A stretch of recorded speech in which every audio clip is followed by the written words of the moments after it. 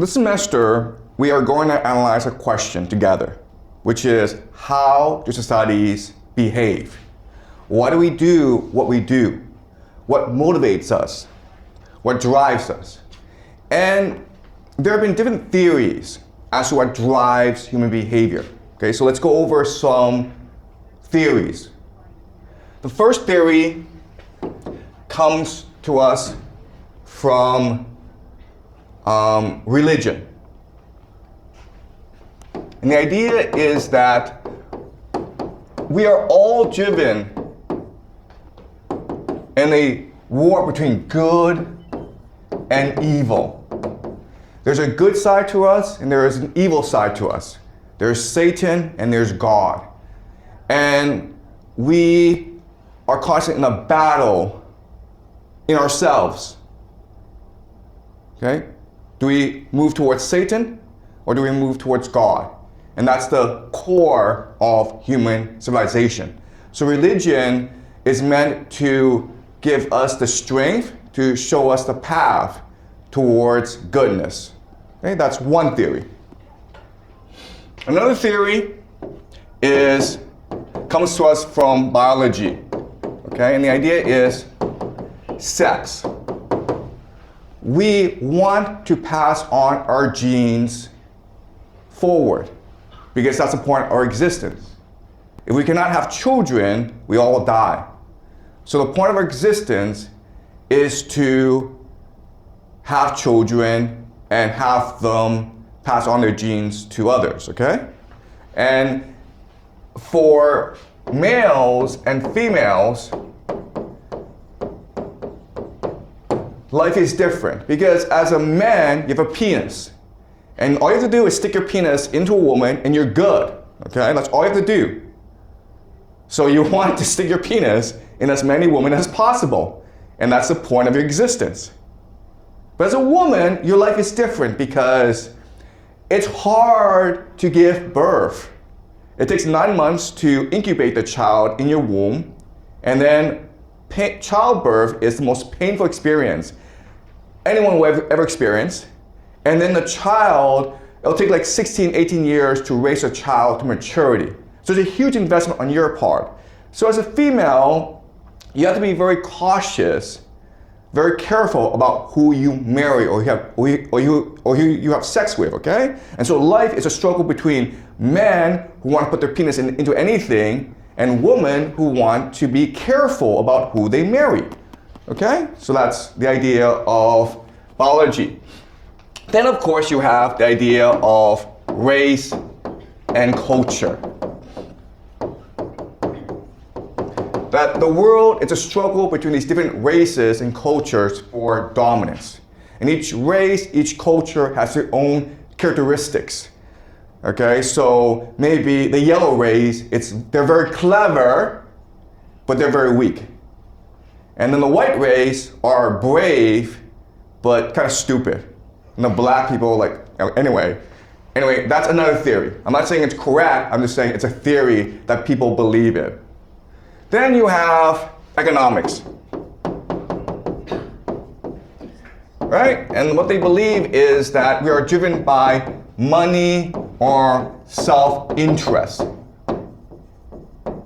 We want to make as much money as possible, and that's what drives us. Okay? That's pretty simple. And the last big theory is the idea of liberalism.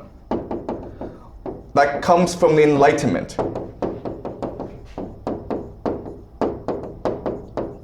And here the theory is that history is a progress towards enlightenment, to rationality, to truth and to justice. So the inevitability of history, of human development, is towards paradise, towards heaven. And maybe, we go off track now and then, but inevitably, we move towards God. Okay, and this comes to us from the Enlightenment. We call this liberalism. Okay, so these are 5 theories. There are others, but these are 5 theories that show you the diversity, the variety of ideas out there.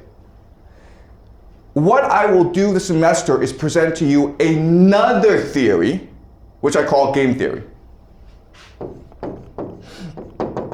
And my argument to you is that game theory is the best way to understand how humans behave. What drives nations, what drives societies, what drives humans, okay? So that's my argument to you this semester. So the entire semester, we will study game theory. All right, so what is game theory? All right, game theory is very simple. The idea is that there are 3 components to a game, just 3 aspects to a game. There are the players, the participants, okay? Then there are the rules or the constraints. In mathematics, we would call this the boundary conditions, okay? The limits to the game. And the third aspect are the incentives. Basically, how do you win this game? What do you get from this game? And my argument to you this semester is that if you study all 3, okay? If you figure out who the players are, if you understand the rules, if you understand the incentives, then you understand how the game works, and then therefore you can predict how the game will turn out. Okay, that's the skill that I want to teach you this semester. And what I want to show you, or what I promise you, is that if you learn game theory, there'll be 3 major benefits to you as a student. Again, you don't have to learn game theory. You don't have to come to class. But if you spend the effort to learn game theory from me, then 3 things will benefit you, okay? The first benefit is that you become a better person. The point of education, guys, it's not to get good grades or get into university or get a good job. What I believe is the point of education is to make you into a better person, which means that you are a much more thoughtful person who can better analyze yourself and the world around you. This allows you to make better decisions. This makes you a much more curious, much more moral, and much more imaginative person, okay? So one benefit of learning game theory is you become smarter, and therefore you become a better person, okay? That's number 1. Number 2 is you'll be able to understand the world that we live in, because this world is kind of stupid, okay? So you may have heard that Donald Trump and the American military went into Venezuela for no good reason, kidnapped a president of Venezuela, which is against international law, and then brought him back to New York City where he will stand trial. It's really stupid what happened. But our class, it's not meant to say this is stupid or this is wrong, because we all know it's stupid and wrong. We're trying to figure out why this happened and what this will lead to.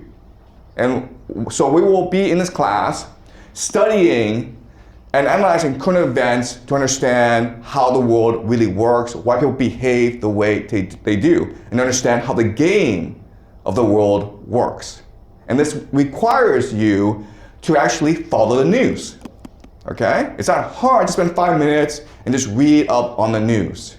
But we'll be looking at the war in Ukraine, we'll be looking at a new war between Israel and Iran, we'll be looking at what's happening in South America, we'll be looking at the conflict between China and Japan, we'll be looking at the relationship between the United States and China, okay? So this is relevant to your lives because you will eventually have to work and live in this really screwed up world that we live in, okay? And the third benefit is once you understand the game, you will have predictive powers. You'll be able to understand how the world will develop. You'll be able to analyze your own life and understand how you will develop. And that gives you control, sovereignty over your own destiny.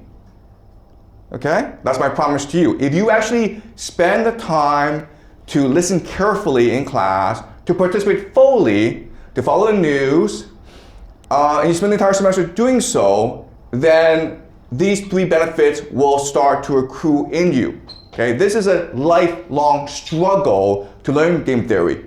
I'm a lot older than you are. I have a lot more experience than you. Okay? But I want to show you how to look at the world through game theory.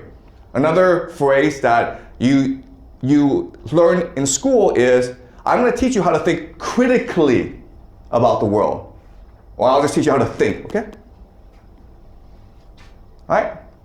Are we clear? Any questions before I move on? All right, so this is all very abstract. And so what I'm going to do now is, I'm going to use an example of a game to show you how game theory works, okay? All right, so let's use a really simple game, okay? Let's imagine there are 5 boys and 5 girls, and they want to get married, okay?